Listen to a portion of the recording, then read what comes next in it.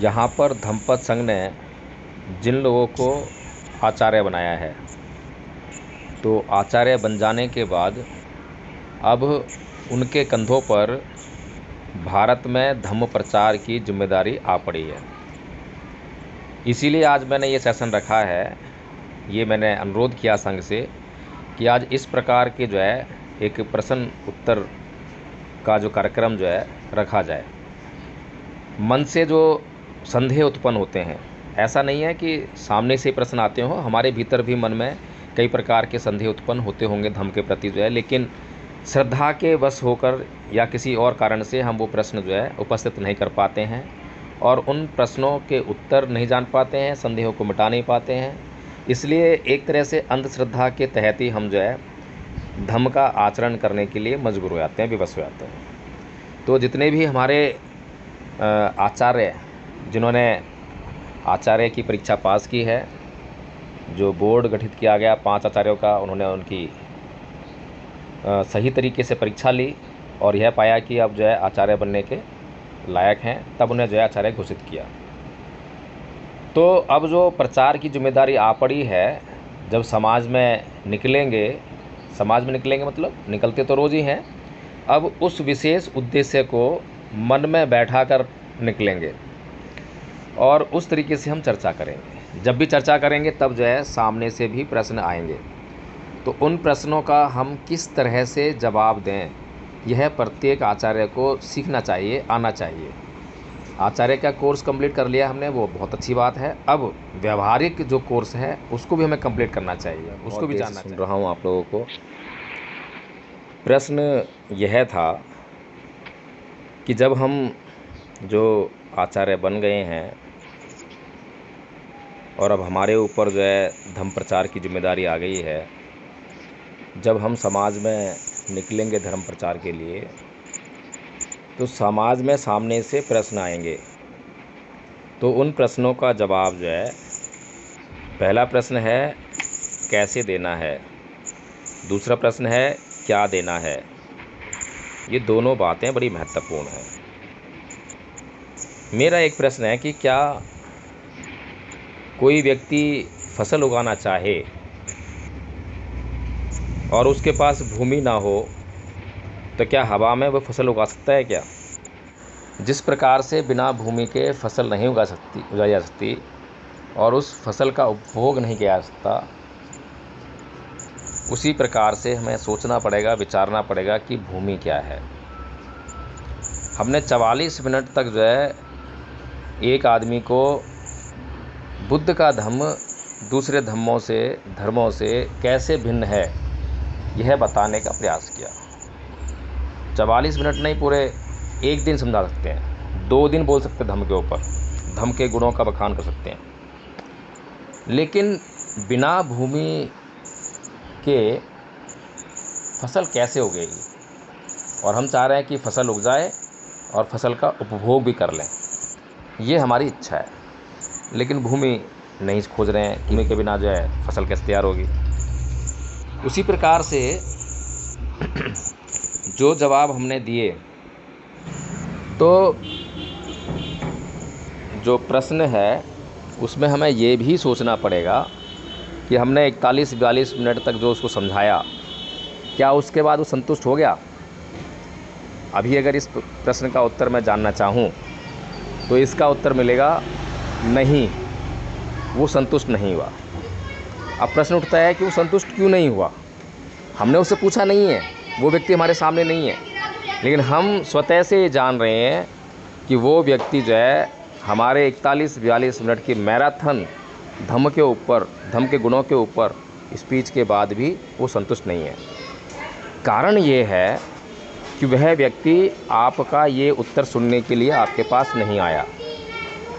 तो हमें सबसे पहले जो है, इतनी देर हमने मेहनत की, सबसे पहले हमें ये जांचने का प्रयास करना चाहिए था कि क्या वास्तव में वो आपसे जो है बुद्ध के धम्म के बारे में जानने के लिए आया है, या फिर बस अपना जो है कुछ आड़ा तिरछा सवाल लेकर आया है, बहस करने आया है, आपको उलझाने आया है। तो इस बात की हमें जांच करनी चाहिए थी। सबसे पहले हमें ये जानना चाहिए था कि भाई आप जो धर्म की बात कर रहे हैं या धम्म की बात कर रहे हैं तो आप क्या समझते हैं, पहले उसकी मन की बात लेनी चाहिए कि उसको कितनी जानकारी है। अगर वो धर्म को जो है परिभाषित कर दे, धर्म के बारे में बता दे, यही है वो भूमि जो है जिसकी मैं बात कर रहा था। भूमि मतलब हम लोग पहले ये जानकारी ले लें कि हमें कहाँ पर काम करना है और कितना काम करना है, ताकि व्यर्थ में जो है हमारी एनर्जी वेस्ट ना हो और सामने वाले के भी हमें ख्याल रखना है कि सामने वाले की भी एनर्जी बेकार ना जाए, ये ख्याल रखना है। बेशक जो है वो गलत आदमी है, गलत मानसिकता लेकर आया है, लेकिन अगर हमें पहले ही मालूम पड़ जाए कि वो इस लेवल का आदमी नहीं है, इस स्तर का आदमी नहीं है, या फिर वह सुनने के लिए तैयार नहीं है, सुनाने के लिए आया है, और उसकी अगर ये जिज्ञासा है कि वो आपको सुनाना ही चाहता है, आपकी सुनना ही नहीं चाहता और कुछ भी ग्रहण करने के योग्य नहीं है, पात्रता ही नहीं है, तो आप केवल उसकी सुने, धैर्य रखकर, सहनशील बनकर, और सुनने के बाद पहले आप जो है भूमि तैयार करें सुनाने की। जब आपके लिए सुनाने की भूमि तैयार हो जाए, जब आपको लगे कि हाँ अब वो व्यक्ति जो है आपको सुनने के लिए तैयार है और जो आप कहेंगे उसको ग्रहण करने के लिए भी तैयार है, तब ये बात आती है कि अब उसे क्या बताया जाए। उससे पहले केवल मानसिकता की जांच। अब हमारे आसपास जो समस्याएं हैं वो समस्या यही है कि समस्या कुछ और है, इलाज कुछ और कर रहे हैं। समस्या की प्रकृति को जान ही नहीं रहे हैं और बार बार हम जो है चीख चीख कर बोल रहे हैं कि हम बुद्ध के धम्म को जानते हैं। हम जो है जानते हैं कि भगवान बुद्ध ने 4 आर्य सत्य दिए हैं। दुख है, दुख का कारण है, दुख का निवारण है, दुख का निवारण करने का एक मार्ग है, ये 4 आर्य सत्य हैं, ये अच्छी तरह जान लें। लेकिन बार बार जो है हम समस्याओं को हल क्यों नहीं कर पा रहे हैं, अपने समाज में सुख शांति और समृद्धि को क्यों नहीं स्थापित कर पा रहे हैं, क्या कारण है, उस पर हम जो है चर्चा नहीं कर पा रहे हैं, समझ नहीं पा रहे हैं। कारण सिर्फ एक ही है, मैं बार बार बताता आया हूँ, क्योंकि हमारी जो दृष्टि है वो सम्यक दृष्टि नहीं है। सम्यक दृष्टि नहीं मतलब वो जो नाना प्रकार के विकारों से बाधित है। अब नाना प्रकार के विकारों से अगर हमारी दृष्टि बाधित है तो जो चीज़ जैसा है उसको हम वैसा नहीं देख पा रहे, उसके यथार्थ स्वरूप को नहीं देख पा रहे हैं। हम खाली जो विकारों से युक्त चित्त है, जो हमारी इंद्रियां हैं, जो हमारे सामने वो जो दृश्य प्रस्तुत कर रही हैं वही देख पा रहे हैं, लेकिन हमारे जो चित्त में शुद्धता ना होने के कारण जो है जो यथार्थ है उससे हम बहुत दूर हैं। तो इसलिए हम जब समस्या की मूल प्रकृति को नहीं समझ पाएंगे तो हम निदान कैसे दे पाएंगे। जब हमने ये पहले तय ही नहीं करा, जैसे ही मैंने आदरणीय आचार्य योगेंद्र जी के मुख से ये प्रश्न सुना और प्रश्न का वातावरण सुना तो मेरा एकदम दिमाग जो वहीं गया। और आप लोगों ने मेरे वीडियो देखे होंगे, अधिकतर वीडियोज़ में जो है किसी भी प्रकार के लोग हों, सबसे पहले भूमि तैयार करने का प्रयास। अगर भूमि तैयार हो गई तो फिर चर्चा आगे बढ़ती है, भूमि तैयार नहीं हुई तो उस चर्चा को वहीं छोड़ देते हैं, ज़्यादा हम जो है उसमें समय नहीं लगाते। तो ये जो जिम्मेदारी है धम्म प्रचार की, धम्म के बारे में बताने वाले तो बहुत से लोग हैं, बहुत बड़े बड़े लोग हैं, बड़े बड़े विद्वान हैं, लेकिन फिर भी सबसे जो मूल कार्य है, सबसे ज़्यादा ज़रूरी कार्य जो यही है कि पहले जो है अपनी बातों को धम्म को बताने के लिए भूमि तैयार करें, सामने वाले को तैयार करें कि वो हमें वास्तव में सुनना चाहता है या सुनाने की नियत से आया। जैसे कि मैंने आपको एक कहानी भी सुनाई थी कि एक व्यक्ति जो है बुद्ध के पास 3 समय आता है, एक नहीं आता बल्कि 3 व्यक्ति आते हैं, सुबह आता है, दोपहर को आता है, शाम को आता है। और ये कहानी आपको जो है बहुत बड़ा मार्गदर्शन देती है। कहानी घटित हुई या नहीं हुई मैं नहीं जानता, लेकिन बहुत बड़ा मार्गदर्शन है। मार्गदर्शन है कि प्रश्न क्या होता है, प्रश्न क्या होना चाहिए और अवधारणा क्या होती है। आप प्रश्न का तो हल दे सकते हैं, प्रश्न है तो समाधान प्रस्तुत कर सकते हैं, लेकिन अवधारणाएं हैं तो बिना अवधारणाओं से मुक्त हुए किसी को जो है आप कुछ भी देने के लिए सक्षम नहीं हैं। अवधारणाओं से ग्रस्त व्यक्ति कुछ भी ग्रहण करने के पात्र ही नहीं है। तो हमें बहुत ही धीर गंभीर होकर जो है धम्म का प्रचार करने की तरफ बढ़ना है, समाज में उतरना है। इसीलिए आज जो ये प्रश्न उत्तर का जो सेशन रखा गया कि हम बस रटते जा रहे हैं, सीखते जा रहे हैं, या कुछ व्यवहार करने योग्य भी सीख रहे हैं।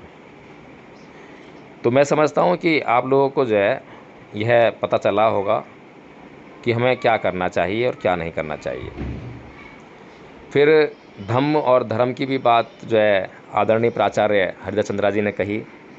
धम्म और धर्म के ऊपर जो है पूरा पाठ भगवान बुद्ध और उनका धम्म में दिया गया है, और उस पर मैं विशेष प्रकाश डाल चुका हूँ, बता चुका हूँ कि धम्म और धर्म, जहाँ तक भाषा का अंतर है तो कोई फ़र्क नहीं पड़ता, चाहे आप उसको धर्म कह लो चाहे धम्म कह लो। लेकिन जब उसकी क्रिया, उसके व्यवहार की बात आती है तब बहुत बड़ा फ़र्क नज़र आता है। यानी कि जब एक हिंदू जिसे धर्म कहता है तो वो बुद्ध का धर्म और बुद्ध का धम्म नहीं है। जिसे एक मुसलमान धर्म कहता है या मजहब कहता है तो वो बुद्ध का धम्म और धर्म नहीं है। एक ईसाई जिसको रिलीजन कहता है, धर्म कहता है, तो वो बुद्ध के लिए जो है धर्म या धम्म नहीं है। हमें बिल्कुल स्पष्ट होकर जो है इन बातों को समझ लेना चाहिए कि भाषाई अंतर भी है और गुणवत्ता, व्यवहारिक अंतर भी है। तो इसलिए जो है हमें शब्दों के जो माया जाल से बचना चाहिए, शब्दों का प्रयोग किस लिए होता है ये समझना चाहिए। और धम्म प्रचार करने जब हम निकलें तो सबसे पहले हमें दूसरों का असेसमेंट करने के लिए जितना अधिक हो सके उतना उनको सुनें। जितना अधिक उनको सुनेंगे उतना हम उनको समझ पाएंगे।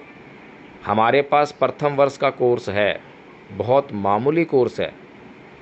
किसी ने तो 3 दिन में ही कोर्स कंप्लीट कर लिया है, किसी ने 1 महीने में कर लिया है, किसी ने 2-4 महीने में कर लिया है। बहुत बड़ा कोर्स नहीं है। ऐसे लोग हैं जो बौद्ध धर्म पर सालों साल से स्टडी कर रहे हैं। आदरणीय पूजनीय भंते जी आपके बीच में आए थे, देखिए कितना धम्म की नॉलेज है। तो हम अगर बिना किसी को जाने, सामने बैठा हुआ आदमी धम्म की बहुत भारी भरकम नॉलेज लिए हुए है और हम उसको धम्म सिखा रहे हैं, तो बताइए हम जो अक्लमंद हैं या मूर्ख हैं? वो तो हमारे मज़े लेगा, खूब अंदर ही अंदर जो आनंद को मज़े लेगा कि भाई किसे समझा रहा है, क्या बात कर रहा है। अभी मैं एक रिश्तेदारी में गया तो वहाँ पर हमारा एक रिश्तेदार आया, उसे पता नहीं है कि क्या रिश्तेदारी है और क्या नहीं है, कुछ नहीं मालूम। मैंने उससे चर्चा की थोड़ी सी जो है संविधान के बारे में। मैंने आर्टिकल 21 के बारे में चर्चा करी। भाई आर्टिकल 21 जो है कुछ बातें करता है, तो बोलता है कि आपको क्या पता आर्टिकल 21 क्या है। अब मैं क्या जवाब देता उसका जो है। मैं समझ गया कि ये आदमी जो है बात करने योग्य ही नहीं है, असभ्य आदमी है जिसको तमीज़ ही नहीं है। अगर ये जानने की कोशिश करता, समझने की कोशिश करता, मतलब चर्चा बहुत कुछ होती जो बैकग्राउंड में है। इसीलिए मैंने वो नाप लिया कि हाँ ये व्यक्ति जो है बात करने योग्य भी नहीं है। तुरंत वहाँ मैंने बातचीत समाप्त करी, मैंने आगे बातचीत नहीं करी। तो इसलिए जो है धम्म प्रचार अगर सीखना है तो वो भी बुद्ध से ही सीखना पड़ेगा। बुद्ध केवल पात्र व्यक्तियों को ढूंढ रहे हैं और पात्र व्यक्तियों को दे रहे हैं। जिनको ज़रूरत है उनको दे रहे हैं। चाहे तो जिनको ज़रूरत है वे उनके पास चल कर आ रहे हैं, या जिनको ज़रूरत है और जो पात्र व्यक्ति हैं उनके पास नहीं आ पा रहे हैं तो वो खुद उछल कर उनके पास जा रहे हैं।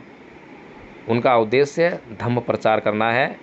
ये देखना नहीं है कि मेरे पास कोई आएगा तब मैं ज्ञान दूंगा या मैं किसी के पास जाकर ज्ञान नहीं दूंगा, ये कोई सवाल नहीं है। धम्म प्रचार करना है, मनुष्य कल्याण करना है, तो उसके लिए केवल और केवल पात्रता की जांच करनी है। जैसे ही पात्रता खरी उतर जाए वैसे ही अपना काम शुरू कर दीजिए। तो इसीलिए जो है जितना आप सामने वाले को सुनेंगे, जितना सुनेंगे। उदाहरण मैंने आपको एक और दिया था कि मैं लखनऊ में जब गया तो वहाँ पर एक IPS अधिकारी हैं हमारे, नाम नहीं बताऊँगा मैं, सम्माननीय हैं। तो उनके पास बैठे तो 1 घंटे तक समय बोलते रहे, 1 घंटा पूरा, ज़्यादा ही हो गया होगा, बल्कि मैं तो टाइम नोट नहीं किया। उसके बाद बोलते हैं कि आपको तो बोलने का मैंने मौका ही नहीं दिया। तो मैंने कहा आज तो हमारे पास इतना ही समय था, अब अगली बार जब भेंट होगी जब बात करेंगे, कोई बात नहीं। तो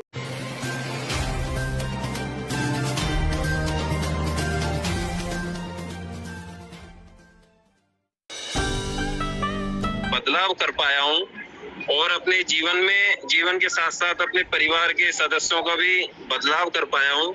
ये केवल जो है धम्म सत्संग के माध्यम से हो पाया है और बहुत अच्छा, जिस तरीके से मैं भी चाहता हूँ कि जिस तरीके से मैंने अपना परिवर्तन किया, अपने परिवार का किया है अपने जीवन में, और ये परिवर्तन जो एक वैज्ञानिक दृष्टिकोण की तरफ है, तो इसी तरीके से मैं भी चाहता हूँ कि और लोगों के भी जीवन से जो चाहते हैं कि हमें अपने जीवन में बदलाव करना है, तो हम उन्हें ढूंढें और उनके जीवन में परिवर्तन करने का प्रयास करें। वकील साहब जी है, वकील साहब जी ने पढ़ाई की है और उनको बोलने का भी बहुत अच्छा तजुर्बा है। हमसे ज़्यादा सीखे हैं, हमसे ज़्यादा जानकारी हासिल है। हमने जो शब्द रखे शॉर्ट में रखे, जानो छानो मानो, वो गलत नहीं है और छोटे शब्दों में कोई समझ नहीं पाता। इसीलिए आदरणीय वकील साहब जी बहुत सारी बातें रख करके समझाने का प्रयास करते हैं, बताने का प्रयास करते हैं। इसी वजह से लोग समझ जाते हैं, और हमने शॉर्ट में बताना चाहे तो नहीं समझ पाए जी। किया गया था और मेरे सामने भी आया था, लेकिन मैंने हर संभव प्रयास किया, क्योंकि धम्म सत्संग के माध्यम से जो भी मैंने अभी तक सीखा है उसके अकॉर्डिंग मैंने उत्तर देने का प्रयास किया उन्हें। लेकिन फिर भी मैं उस प्रश्न को आपके समक्ष रख रहा हूँ जो उन्होंने किया था मुझसे। एक वीडियो देखने के बाद में उन्होंने, आदरणीय वकील साहब जी की वीडियो देखने के बाद में मेरे पास कॉल किया था और बहुत गुस्से में उन्होंने जो ये प्रश्न किया था कि आप ऐसी बातें फैलाते हैं, और तो मैं उस प्रश्न को रखता हूँ। उन्होंने प्रश्न किया था कि बौद्ध धर्म जो है और धर्मों से अलग कैसे है, लेकिन मैंने उन्हें जवाब दिया था कि हम जो बौद्ध धर्म है वो साइंटिफिक तरीके से वैज्ञानिक दृष्टिकोण पर जो है बात करता है, किसी आडंबर को मानने के लिए बाधित नहीं करता है। वो हम जो है इसमें समझाने का ये प्रयास करते हैं कि आप उस बात को तब मानिए जब आप उसे ठीक समझें। मैंने इस तरीके से उन्हें जवाब देने का प्रयास किया था, लेकिन फिर भी वो बहुत ज्यादा उसमें गुस्से में थे। लेकिन मैं जितना मुझसे हो सका मैंने जवाब दिया। लेकिन मैं चाहता हूँ आप सब आदरणीय आचार्य एक बार मार्गदर्शन करें इस पर कि कैसे हम जो है, यदि इस तरीके की कॉल आती है तो कैसे उनका जो है जवाब दें हम। जी, मैंने अपनी बात रखी। आचार्य राम भाव जी कांडे जय, आप बताएं प्राचार्य जी।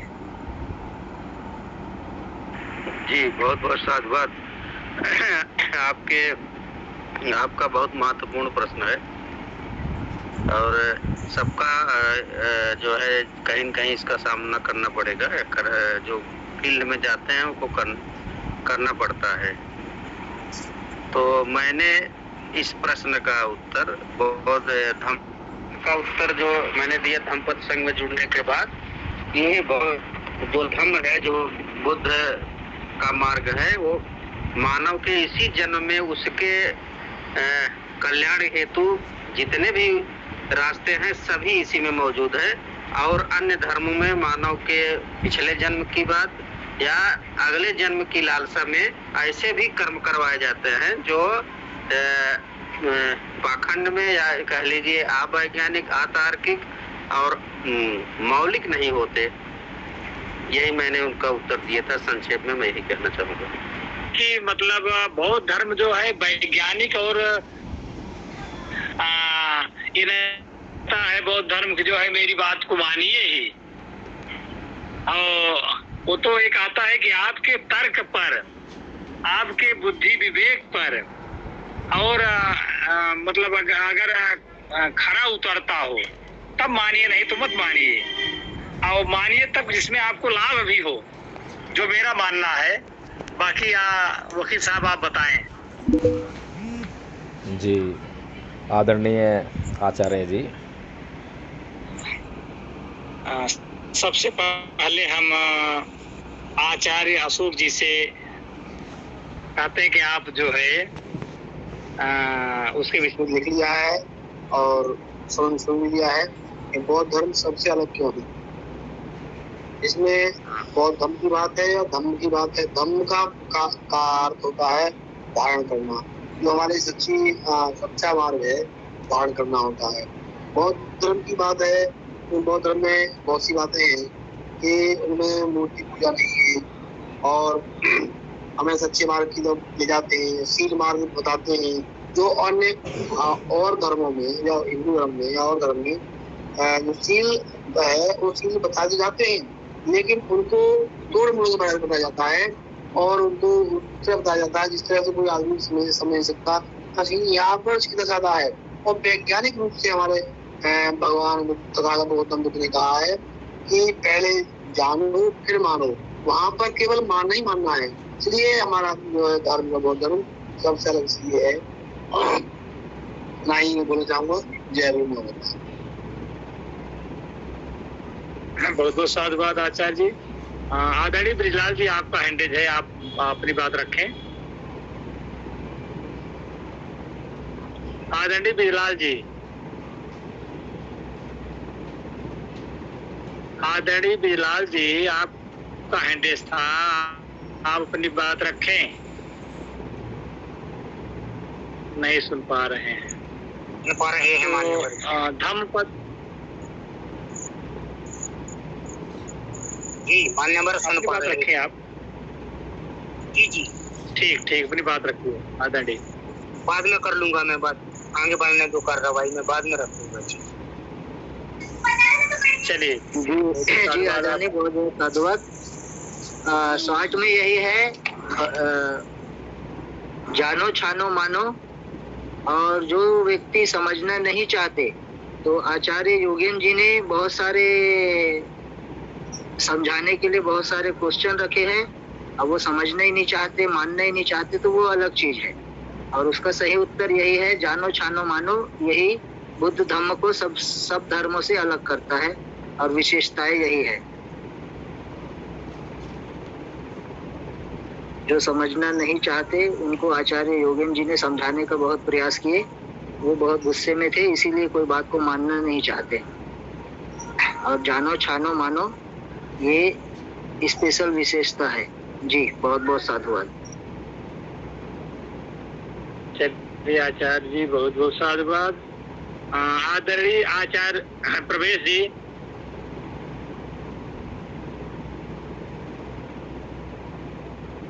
आदरणीय आचार्य प्रवेश जी,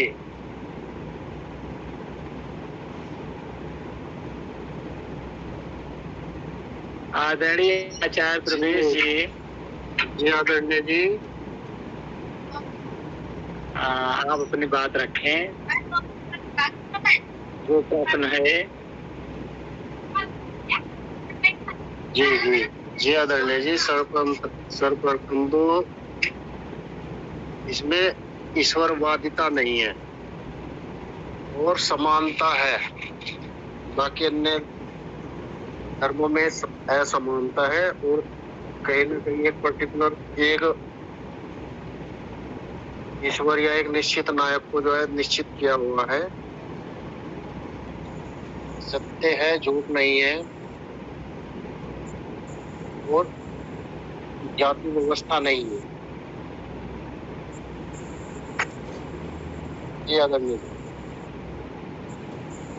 चलिए बहुत बहुत साधुवाद आचार्य जी आपको। आदरणीय आचार्य अरुण जी,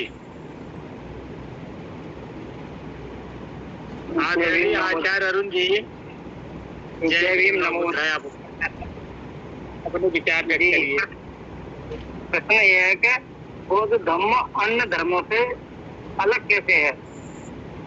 जहाँ तक हम समझ पाए हैं, बौद्ध धर्म मतलब अपने जो आचरण है व्यक्ति के, उनको शुद्ध करने पर जोर देता है। जो व्यक्ति के आचरणों में कमी है, सर्वप्रथम वो एक अच्छा इंसान बनने पर मजबूर करता है। अपने धर्म के जो भी इच्छाएं हैं उनसे सीख करके वो अपने आचरण पर काम करता है। तब समाज में जाता है तो सभी के साथ मैत्रीपूर्ण और बगैर द्वेष की भावना के समानता पूर्वक सभी से व्यवहार करता है और उनका सुख भोगता है और धम्मों के बारे में भी सभी को बताता है वो। और बुद्ध धम्म में समानता सभी के और जीवों के प्रति करुणा दया प्रेम की भावना है, जहाँ तक मैं यही समझता हूँ। चलिए, बहुत बहुत साधुवाद आचार्य जी। आदरणीय प्राचार्य राम बहादुर जी, आप आदरणीय प्राचार्य राम बहादुर जी में जी आदरणीय जी, मैंने तो बताने की पहले ही कोशिश की उसी प्रश्न का उत्तर कि बौद्ध धम्म मैंने जो बताया था इसी के परिप्रेक्ष्य में कि बौद्ध धम्म संक्षेप में कहा जाए कि मानव कल्याण के लिए जितने भी रास्ते हैं, सर्वोत्तम रास्ते, और उसी जन्म में इसी जन्म में जितने भी रास्ते हैं वही बौद्ध धम्म में की शिक्षाएं हैं। और धर्मों में या तो पिछले जन्म को दोषी मान करके इस जन्म को जो है हीन किया जाता है, या अगले जन्म का लालच दे करके उससे जो है पाखंडवाद या गलत काम करवाया जाता है। इसलिए बौद्ध धम्म न अगले जन्म की बात करता है न पिछले जन्म की बात करता है। इसी जन्म में सब कुछ कल्याण हेतु जो भी रास्ते हो सकते हैं भगवान बुद्ध की शिक्षाओं में वही समाहित है, ऐसा मैं कह सकता हूँ। बहुत बहुत साधुवाद आज प्राचार्य जी। सही, यही सही है, यही सही चीज है। और धर्मों में तो स्वर्ग नरक आत्मा परमात्मा तमाम जो है ढोंग पाखंड रहता है, लेकिन बौद्ध धर्म में ये सारी चीजें नहीं देखने को आपको मिलेगी। जो मिलेगा वो वैज्ञानिक तर्क पर खरा होगा। तो यह मेरा भी मानना है। आदरणीय धम्मपद से आचार्य जी आप अपनी बात रखें, आपका हैंडेज है। जी आदरणीय, बहुत बहुत साधुवाद। मैं एक बार फिर से बोलना चाहूँगा, जो बाबा साहब जी ने बहुत अतः प्रयास से सभी धर्मों का विश्लेषण करके, सभी धर्मों को पढ़ करके, सीख करके उन्होंने सबसे बेस्ट धर्म चुना, बुद्ध का धम्म। और हम जो जितने भी यहाँ जुड़े हैं हम सब अंधभक्त है, बाबा साहेब के कहे अनुसार बुद्ध में गए हैं, उसके बाद सीखने का प्रयास कर रहे हैं। पहले बुद्ध के धम्म में जा चुके हैं, अब उसका विश्लेषण कर रहे हैं, सीख रहे हैं। हम तो पहले अंधभक्त में गए हैं बाबा साहेब के कहने पर। जी बहुत बहुत साधुवाद आचार्य जी। और जो आचार्य प्राचार्य हैं जिनको हम देख नहीं पा रहे हैं वो अपनी बात रखें हैंड रेज करके।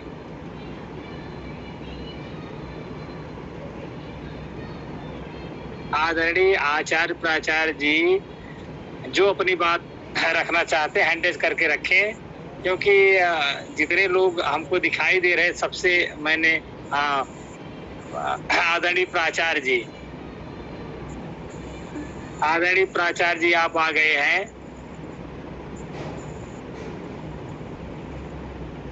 अभी नहीं सुन पा रहे हैं। आदरणीय प्राचार्य जी,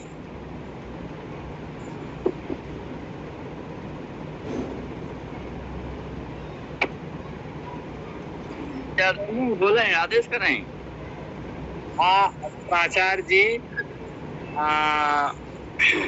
बौद्ध धर्म अन्य धर्मों से अलग है, उसके विषय में आप बताइए। प्रश्न में पुनः दोहराएं आदरणीय। बौद्ध धर्म अन्य धर्मों से कैसे अलग है उसके विषय में आप बताएं, अपनी बात रखें। जी आदरणीय, तो सबसे पहले तो मैं ये कहना चाहता हूँ कि बौद्ध धर्म ही नहीं है, बौद्ध धम्म है, मार्ग है, रास्ता है। ये धर्म तो बिल्कुल नहीं है। हाँ, ये बात और है कि ये जो रास्ता है, ये जो पथ है, जिस रास्ते पे जिसको बौद्धिस्ट कहते हैं, वो जो चलते हैं, बहुत उच्च मार्ग है, अच्छा मार्ग है। और इसमें समानता की बात आती है, विषमता तो बिल्कुल नहीं है। तो मैं यही कहना चाहूंगा कि बौद्ध दो धर्म नहीं है, ये रास्ता है, धम्म है, जिस पर चलना, जो चलता है इस धम्म पे, इस रास्ते पे, उसका कल्याण होता है। वो जो जिसको हम मानव कहते हैं, उसमें मानवता जो होती है वो आती है। वो मानवता क्या होता है इस चीज को समझ पाता है। तो तथागत ने कोई धर्म का आविष्कार नहीं किया है, वो धम्म, एक रास्ता, एक मार्ग जो बताया है, जिस मार्ग में चल के सभी अपना कल्याण कर सकते हैं। प्राणी मात्र जो है, जो मनुष्य है, वो अपना कल्याण कर सकते हैं और करते हैं। इसलिए इसको अभी कुछ दिन पहले जो महानुभाव जुड़ते थे, वो धम्म उनके मुंह से मैंने नहीं सुना। जब भी कहे तो बौद्ध धर्म ही उनके मुंह से सुना मैं। जबकि बौद्ध धर्म नहीं होता है, धर्म और धम्म में अंतर होता है। धर्म में क्या होता है कि धर्म में आप धर्म ग्रंथ जो होते हैं उनको नकार नहीं सकते, उसको उसकी अपमान या अवहेलना नहीं कर सकते, उसको आपको मानना है, वो सही लिखा है, गलत लिखा है, इस पर आप टीका टिप्पणी नहीं कर सकते। लेकिन जो धम्म होता है, ये एक वैज्ञानिक टेम्परामेंट जो इंक्रेज करने की बात करती है, अपने सोच को आगे ले जाती है, अपने सोच को अग्रसर करने की बात।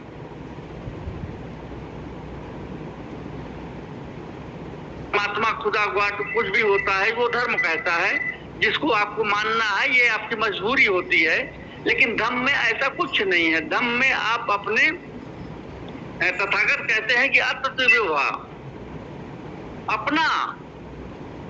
अपने विचार से, अपने तर्क बुद्धि से, अपने विवेक से अगर आप कोई काम करते हैं तो आप मानव हैं, सही मायने में मानव हैं। अब अगर आप किसी के बात पे चलते हैं, किसी कोई अगर कह दिया कि ये सही है, उस पर आप विवेक नहीं करते हैं, तर्क नहीं करते हैं, अपना बुद्धि नहीं लगाते हैं, कोई कह दिया कि ये क्रिएटर है, ये सब कुछ करता धरता है, और आप उसको मान लेते हैं आंख बंद करके, तो ये धर्म की परिभाषा होती है।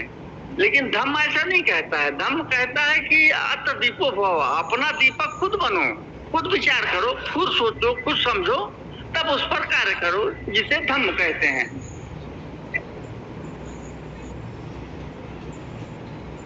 तो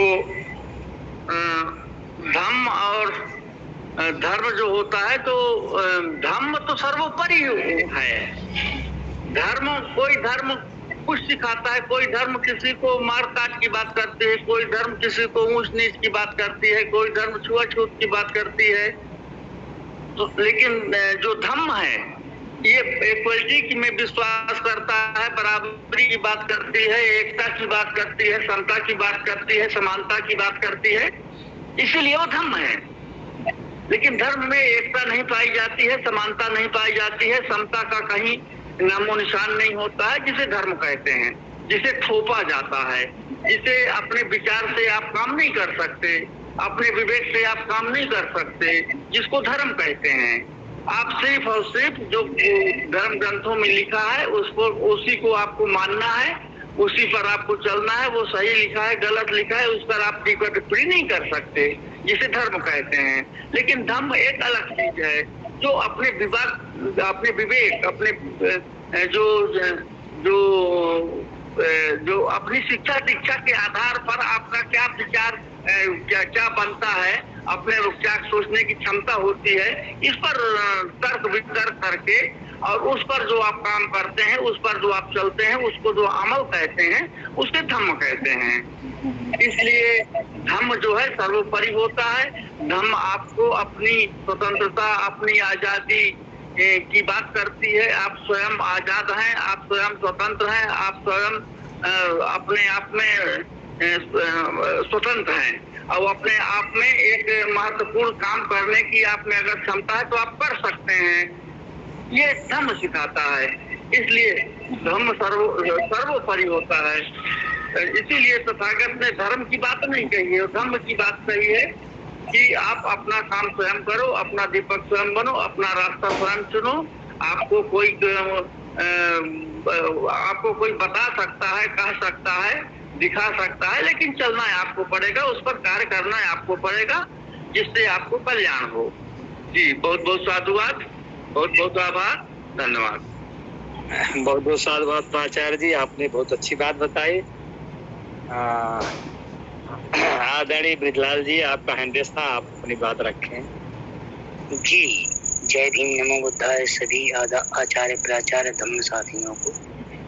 जी आपो दीपो भवा। जी तो यह जो प्रश्न था कि आपो दीपो भवा, स्वयं को सक्षम इतना होना चाहिए कि कोई भी व्यक्ति अगर प्रश्न कर रहा है तो उसका निराकरण शायद वहीं का वहीं कर देना चाहिए जो बुद्धिस्ट है।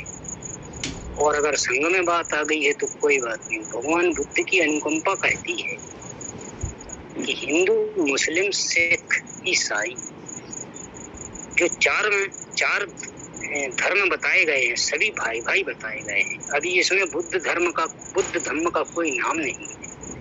तो ये जो चारों धर्म हैं, हिंदू, मुस्लिम, सिख, ईसाई, तो सबने अपने धर्म में, अपने धर्म में एक अवतार का रूप बताया है कि मुस्लिमों में फलाने मसीहा, फलाने पैगंबर, फलाने महबूब आएंगे और वो फलाने फलाने के उत्तराधिकारी हैं। मैं ज़्यादा तो नहीं जान पाता हूँ, मेन बात को पकड़ता हूँ। ऐसे ही हिंदुओं में मेरे फलाने के अवतार, फलाने भगवान, ऐसे ही सिखों में, ऐसे ईसाई। तो हमारा जो बुद्ध धर्म है, इसमें भगवान बुद्ध कहते हैं, मैं एक माता पिता से जन्मा एक मनुष्य, एक इंसान हूँ, मैं कोई अवतार नहीं हूँ। जो अवतार होने वाले ही पढ़ पा रहे हैं कि उसमें हिंसा ना करना, राग ना करना, द्वेष ना करना, चोरी ना करना, ये तो बातें धम्म में हैं, लेकिन मेन मुख्य बातें हैं जो शायद यही है जो अवतार बताते हैं, भगवान बताते हैं। वह धम्म और धर्म का भेद नहीं समझ सकते। तो मैं अपनी वाणी को विराम देने जा रहा हूँ, क्योंकि बातें तो इसमें बहुत हैं। इसमें भगवान बुद्ध कहते हैं, चाहे कोई कितना भी अपराधित करने की कोशिश करे, उसके लिए अपन किसी भी प्रकार से ताड़ना यानी दंडित नहीं कर सकते। अपने पास मात्र एक ही चीज है, क्षमा।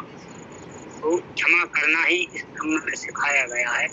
बाकी अन्य धर्मों में कोई क्षमा गति नहीं है, कोई किसी भी प्रकार की रुकने वाली स्थिति नहीं है। मैं अपनी वाणी को विराम दे रहा हूँ।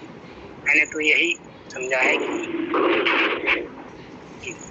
जय। चलिए बहुत बहुत साधुवाद। आदरणीय धम्मपद से आचार्य जी बोले, अपनी बात रखें। जी आदरणीय जितने जब जुड़े हुए सदस्य आदरणीय आचार्य प्राचार्य जी ने जो सुझाव रखे हैं, उनमें आचार्य योगिन जी से जानना चाहूंगा, कहाँ पर आपको संतुष्टि मिली या कहीं पर संतुष्टि नहीं मिली। तो आगे वकील साहब जी अपनी बात रखेंगे। इसके पहले हम आचार्य आचार्य विकास मिश्राम जी, आपको अपनी बात रखने के लिए कहा गया था, लेकिन आपने तो संचालन शुरू कर दिया। ये जो कि संघ की जो नियम है उसके अनुरूप नहीं है। कृपया संचालक महोदय से माफ़ी मांगें आप जो इस बात के लिए।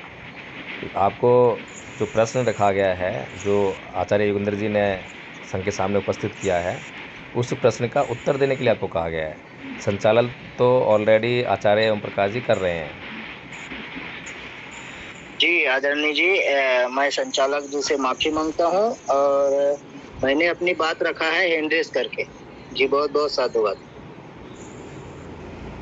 चलिए बहुत बहुत साधुवाद। आदरणीय आचार्य प्रेम नारायण जी अपनी बात रखें। जी आचार्य जी को संचालक महोदय जी की अनुमति से मैं कहना चाहता हूँ कि हम फंसे हैं दो शब्दों में, बुद्ध धम्म और धर्म। तो हमारे महापुरुषों ने संसार में सुख प्राप्त करने के लिए, सब सुखी रहें, इसके लिए अनेक तरह के देशनाएं दी। सर्वप्रथम भगवान तथागत गौतम बुद्ध ने हमें देशनाएं दी। उन्होंने पहले तो खुद पे अभ्यास किया, खुद पे अभ्यास करने के बाद उन्होंने वो वहां तक पहुंचे जो उन्हें प्राप्त करना था। जो कुछ उन्होंने प्राप्त किया, उसके बाद उन्होंने संसार में सारे प्राणियों के लिए जो देशनाएं दी, वह तथागत बुद्ध का धम्म है। लेकिन जो चतुर चालाक लोग होते हैं, उन्होंने हमारे महापुरुषों के जो शिक्षाएं थी, जो देशनाएं थी, जो अनुभव थे समाज हित के लिए, प्राणी मात्र के लिए हित में थे, तो उन्होंने चतुराई से उनको नष्ट करने के लिए एक धर्म की स्थापना करी। धर्म को स्थापित करके उन्होंने तमाम तरह के अनुष्ठान और क्रियाकलाप जैसे यज्ञ करना और तमाम प्रकार की जो अपने स्वार्थ के हित में उन्होंने रचनाएं की, हमारे महापुरुषों को काउंटर करने के लिए। तो हमारे महापुरुषों ने हर हमेशा सब जीवों के लिए बात करी है। जो अन्य धर्म है, जैसे पहले बुद्ध धर्म ही था, उसके बाद हिंदू धर्म तो अगर बनो है, शायद है कि 1100 ईस्वी के समथिंग, अच्छा 700 800 900 ईस्वी के समथिंग से। उसके पहले ईसाई, उसको आज 2000 वर्ष हो गए। ईसाई, यहूदी और मुस्लिम, पारसी, जैन और तमाम प्रकार के जो धर्मों का एवोल्यूशन हुआ, निर्माण हुआ, जो पहले नहीं थे, जो बाद में जो चतुर चालाक लोग हैं उन्होंने किया।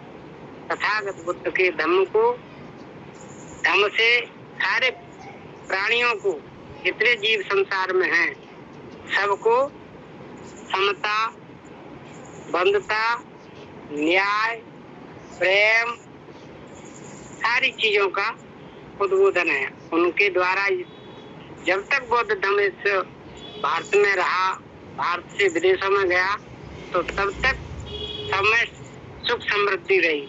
आज देखो वर्तमान स्थिति में जितने हिंदू धर्म के लोग हैं, मान रहे हैं, तो कई प्रकार के छलावा में पल रहे हैं। तो भाई को भाई से प्रेम नहीं है, भाई को भाई नहीं सवारा, माँ बाप को बेटा नहीं सवारा, और बेटा को माँ बाप नहीं पसंद है, क्योंकि उनकी पूर्ति बढ़ गई है, तो उनकी पूर्ति नहीं होती है। तो हमारे महापुरुषों ने इस पर स्टडी करी है और संसार को सुखमय जीवन जीने के लिए सारी योजना बना, वही धर्म है। इतना ही मैं जानता हूँ, जान सका हूँ। आचार्य जी, प्राचार्य जी, सभी को जय भीम, नमस्ते। बहुत बहुत साधुवाद आचार्य जी। शक्ति का हैंडेस था, आप अपनी बात रखें आदरणीय।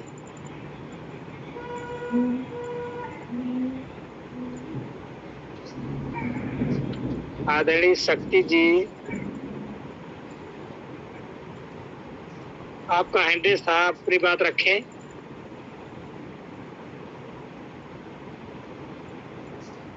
आदरणीय शक्ति जी, आपका हैंडेस था, अपनी बात संघ के सामने रखें।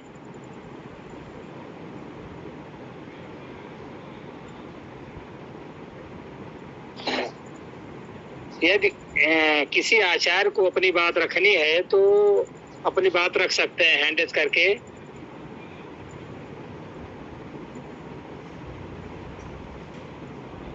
हाँ, रोहित जी अपनी बात रखें, आचार्य रोहित जी अपनी बात रखें। जी, जय भीम नमोबुद्धाय सभी को। अच्छा प्रश्न उठाया है कि बौद्ध धर्म कैसे भिन्न है बाकी धर्मों से। तो धर्म और धम्म में तो प्राचार्य जी ने थोड़ा सा डेफिनेशन बता ही दिया कि धर्म क्या है और धम्म क्या है, लेकिन प्रश्न ये है कि भिन्न कैसा है। तो भिन्नता सिर्फ एक शब्द पे है इस तथागत के पूरे धम्म का, और दूसरे धर्मों का जो भिन्नता है सिर्फ एक शब्द पे है पूरी भिन्नता। अगर आप पूरा विश्लेषण करें और पूरा पढ़ ले, पूरी स्टडीज करें, तो सिर्फ एक शब्द भिन्न करता है जो कि बाकी धर्मों में आपको ढूंढने से भी नहीं मिलेगा, और वो है सिर्फ और सिर्फ विद्या, नॉलेज। तथागत का धम्म हमें नॉलेज देता है, हमें ऐसे अंधकार से निकालने के लिए प्रेरणा देता है और शक्ति देता है कि वो कहता है कि जो आप देख रहे हो, जिसको आप जान रहे हो, वो सच नहीं है। इससे भी आगे तुम्हें जानने के लिए अपने आप को तैयार करना होगा। और उन सारी की सारी मिथ्या दृष्टि, मिथ्या मान्यताएं, मिथ्या रीति रिवाज जो हजारों परंपरा से ये धर्म जो चलाते आ रहे हैं और ढोते आ रहे हैं, ईश्वरवाद, पुराण, पंडितवाद, इन सारी चीजों को नकार के हुए तथागत ने जो समझाया, वो समझाया कि इस संसार में सब अनित्य है। संसार ने जब अपनी खोज की, तथागत ने जब खोज की, तो तथागत अपनी खोज में बोलते हैं कि मैं मतलब इतना ये सृष्टि इतनी ये क्षण भंगुर है कि मैं जब अपनी एक आंख जब ये करता हूँ, वन चालू करता हूँ, तो एक उतने सेकंड में कितने से भी परमाणु उड़ते हैं और कितने परमाणु नष्ट हो जाते हैं। परमाणु की बात करने वाला इस दुनिया में पहला जो कोई व्यक्ति हुआ वो तथागत, जो आज साइंस हमें दिखा रहा है कि हर एक चीज परमाणु से बनी हुई है। और परमाणु की बात करने वाले आज 2025 साल पहले तथागत भूल के गए, जिन्होंने अपने अनुभव से बता गया। तो ये जो धम्म है वो हमारे उस मस्तिष्क में जो छुपे हुए जो अज्ञानता है उसको दूर करने का एक सबसे पहला प्रयास, जो कि बाकी धर्म हमें कभी नहीं दे सकते। जो बाकी धर्म क्या देंगे कि आप पहले तो भगवान को मानो, भगवान को में बिलीव करो, भगवान को बिलीव करने के बाद फिर आप अपनी इच्छाएं उनके पास रखो, और तब जाके फिर उसी मान्यताओं में, उसी पागलपन में अपना पूरा जिंदगी गुजार दो। लेकिन तथागत क्या सिखाते हैं अपने धर्म में? तथागत सिखाते जागरूकता, तथागत सिखाते हैं जो 5 जो इंद्रिय है हमारी, उसके प्रति होने वाली जो व्यवहार है वो कैसा प्रतिक्रिया करती है, कैसे विषय उत्पन्न करती है, हमारे मन में जो उत्पन्न होती है उसकी वजह से क्या प्रतिक्रिया होती है, उसकी वजह से क्या परिणाम होते हैं, तथागत ये सिखा रहे। और उससे फिर हमें जो ज्ञान प्राप्त होता है वो उससे जो ज्ञान जो नॉलेज हमें मिलता है, उससे हमें पता चलता है कि आगे का संसार है क्या, इस संसार की सच्चाई क्या है। तो तथागत समझाना चाहते हैं कि इस संसार की सच्चाई को तुम जान जाओ। अगर हम इस संसार की सच्चाई को हम जान गए तो अपने आप अपने जीवन से, और जो भी जो बोलते हैं ना, ये जन्म चक्र का जो चक्र है, जो ये हमारे वैचारिक चक्र है, जो जन्म चक्र के भव चक्र में हम फंसे हुए हैं, तो ये जन्म चक्र के जो भव चक्र है या फिर अपने दुखों से निकल जाओगे तुम, अगर इस सच्चाई को तुमने जान लिया। तो तथागत का जो मार्ग है एक तरह से हमें अज्ञानता से ज्ञान की ओर ले जाने वाला मार्ग है। यही एक डेफिनेशन जो है, अज्ञानता से ज्ञान की ओर ले जाने वाला मार्ग, यही डेफिनेशन है जो पूरे के पूरे धर्म को रिप्रेजेंट करती है, जो कि बाकी के धर्म को नहीं करती। अगर आप देखिए, जो बाकी के धर्म आपको ज्ञान से अज्ञानता की ओर ढकेलेंगे, वो बोलेंगे कि नहीं आप ये उपवास करो, इस तरह का व्रत करो। क्रिश्चियनिटी में भी आप देखिए, आप फादर में बिलीव करो, बाद में फिर आपको भगवान ईश्वर चंगाई देंगे, तो आप कैसे प्रेयर्स करो, उसी में लोग लगे हुए हैं। आप मुसलमान लोगों में भी देखिए, और जूस है और सब लड़ाई झगड़े। तथागत का ऐसा धर्म है कि इन चीजों में बिलीव ही करने की बात नहीं करता है। वो करता है कि इन चीजों निकलो और सबसे पहले अपने ऊपर होने वाले जो अपनी आपके वैचारिक चीजों में जो चीजें हो रही है, आपके मन में जो चित्त में जो उत्पन्न हो रहा है, उसको आप जानो, उसको समझो, जागरूक होकर समझो, तब आप समझ पाओगे कि आखिर हो क्या रहा है, आखिर ये संसार बना कैसे और संसार में है क्या। तो ये जो खोज है, ये बहुत बड़ी खोज है जो तथागत ने करके दिखाया। तो ऋषि को समझना है अज्ञानता से ज्ञान की ओर का मार्ग, तो ये रिप्रेजेंट करता है और ये परिभाषित करता है तथागत ने।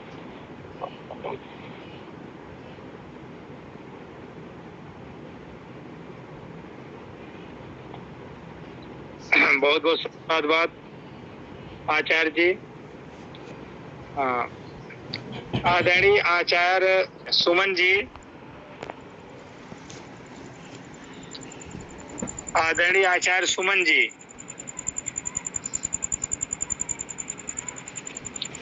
आदरणीय आचार्य सुमन जी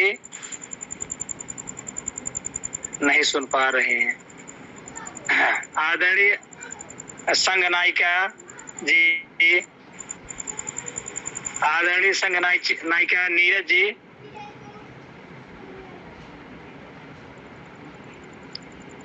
आदरणीय संघ नायिका नीरज जी,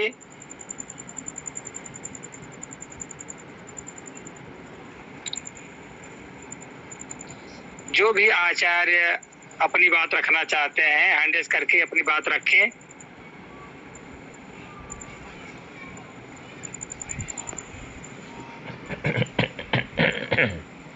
आचार्य कपिल देव जी।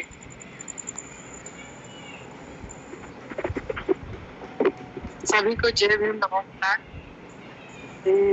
मैं तथागत के मतलब ज्ञान के बारे में ये कहना चाहूँगा। हर एक चीज मतलब जो सोचने से हमें बुद्धि प्राप्त होती है, वही धम्म है। जो सही को सही दिखाता है वही धम्म। बस यही मैं कहना चाहूँगा। चलिए, बहुत बहुत साधुवाद।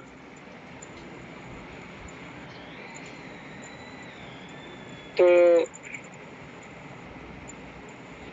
जो आचार्य छूटे हैं, अगर अपनी बात रखना चाह रहे हैं तो हैंड रेज करके अपनी बात रख सकते हैं। जो भी आचार्य छूटे हुए हैं, अपनी बात रखना चाहते हो तो हैंड रेज करके अपनी बात रख सकते हैं।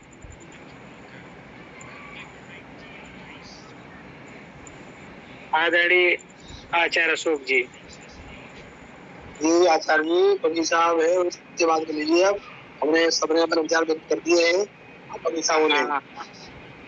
ठीक, बहुत बहुत साधुवाद। आदरणीय वकील साहब जी, आप अपनी बात रखें, बताएं हम लोग को कुछ बात इसके विषय में। जी बहुत बहुत साधुवाद, धन्यवाद एवं आभार संघ का।